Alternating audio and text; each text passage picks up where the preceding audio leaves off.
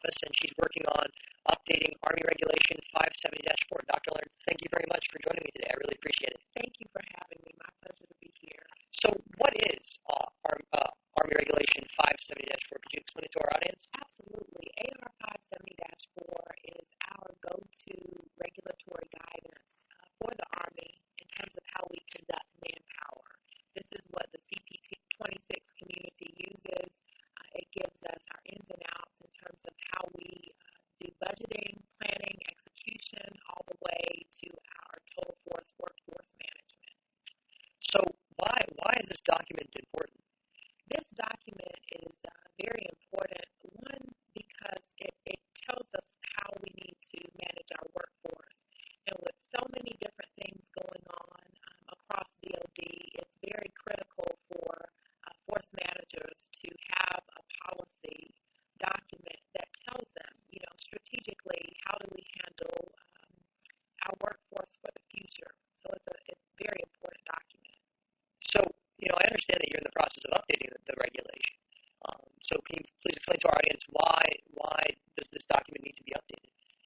Well, the document has not been updated since 2006. And in 2006, during that revision, it spoke to material weaknesses. So it was only specific to certain areas of the regulation. And so we felt that it was time to really do an exhaustive examination of the entire regulation, examine the processes, examine roles and responsibilities, to look from a strategic standpoint, what should we keep, what's relevant to today, is there anything that's duplicative that we need to remove, and so that's exactly what we've done today so that we can produce a document that's useful to the field. So, without getting into the weeds here, because I'm sure it's a very complicated process, it sounds very complicated and very intensive. So what are some of the major changes in the regulation so far? This document is going to be very different than what the field is accustomed to seeing. One of the major changes they can anticipate is we've separated policy from procedure.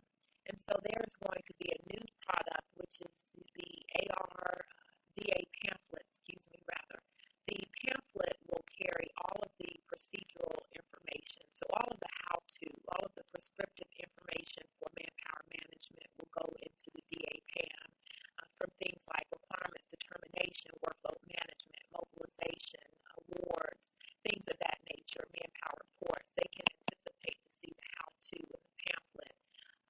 And then leaving policy for the Army regulation. So it's going to be very streamlined, not as long as the first regulation from 2006.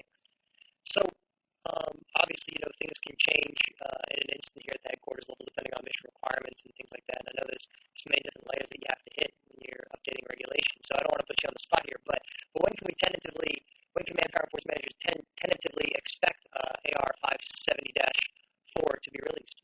I'm so glad that you used the word tentatively.